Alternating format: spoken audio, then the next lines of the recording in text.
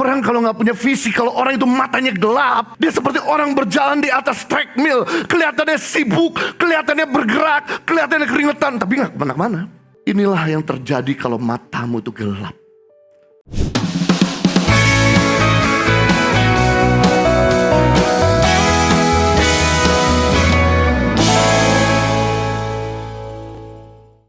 Saya mau sampaikan dengan tema mata sebagai pelita tubuh. Saya mengajak saudara untuk melihat firman Tuhan dalam Matius 6 ayat 22 dan 23. Mata adalah pelita tubuh. Jika matamu baik, teranglah seluruh tubuhmu. Jika matamu jahat, gelaplah seluruh tubuhmu. Jadi, jika terang yang ada padamu gelap, betapa gelapnya kegelapan itu. Rupanya firman Tuhan, Yesus sendiri berkata bahwa mata adalah refleksi dari tubuh. Jika matamu baik, maka perkataan, perbuatan, dan pribadimu baik. Namun jika matamu jahat, maka perkataan, perbuatan, dan pribadimu jahat. Karena mata adalah refleksi dari tubuh. Mata adalah jendela jiwa.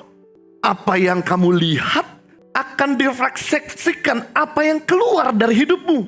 Your input determine your output.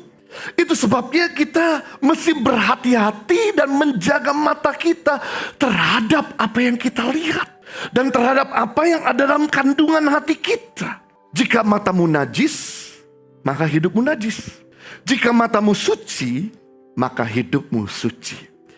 Jika matamu jahat, maka hidupmu jahat. Jika matamu tulus, maka hidupmu tulus. Dan mata adalah karunia yang Tuhan berikan kepada kita, untuk kita bisa menikmati keindahan yang ada di sekeliling kita. Bahkan juga kita bisa menikmati orang yang kita kasihi.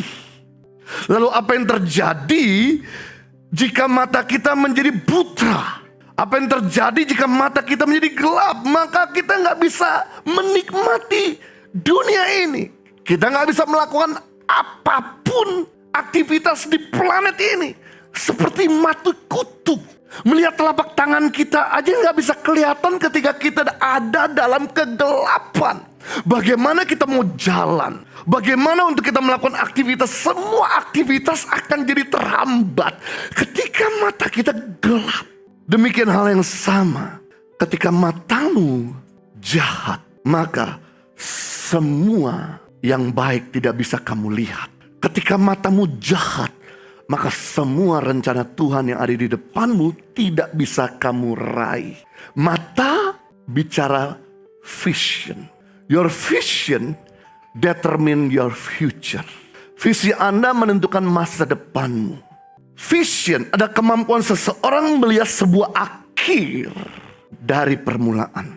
Kemampuan seseorang melihat garis akhir dari depan. Kita tidak akan pernah bisa kemana-mana kalau kita nggak pernah lihat gambar akhir. Sama seperti kita main jigsaw puzzle. Potongan puzzle-puzzle yang kecil kita tidak akan pernah menyusun dengan mudah, menyusun dengan baik kalau kita nggak pernah lihat gambar akhirnya dulu. Karena kita udah lihat gambar akhir, maka dengan mudah kita bisa menyusun jigsaw puzzle tersebut. Hal yang sama, kalau Anda punya mata yang baik, Anda punya tujuan yang jelas, maka tantangan seberat apapun tidak akan pernah membuat Anda menyerah di tengah jalan. Kenapa sih Tuhan tidak pernah menyerah pada waktu dia harus memikul salib sampai bukit Golgota? Karena dia punya tujuan adalah untuk menyelamatkan kita dari dosa. Itu sebabnya dia tidak peduli dipecut 40 kali 1 pukulan. Dia nggak peduli diludahin sama orang. Dia nggak peduli dihianati sama murid yang dikasih. Dia nggak peduli dia akan dimaki-maki. Dia punya tujuan harus sampai di bukit Golgota. Inilah yang membuat dia memikul salib 53 kilogram. Seperti dia memikul 5 gram yang ada di kalungnya. Orang kalau nggak punya visi, kalau orang itu matanya gelap, dia seperti orang berjalan di atas treadmill. Kelihatannya sibuk, kelihatannya bergerak, kelihatannya keringetan, tapi nggak kemana-mana. Inilah yang terjadi kalau matamu itu gelap.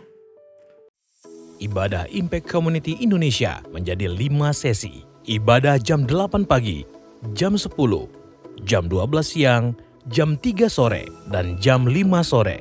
Seluruh ibadah berlangsung on-site di Mall of Indonesia, lantai P3, Kelapa Gading, Jakarta Utara.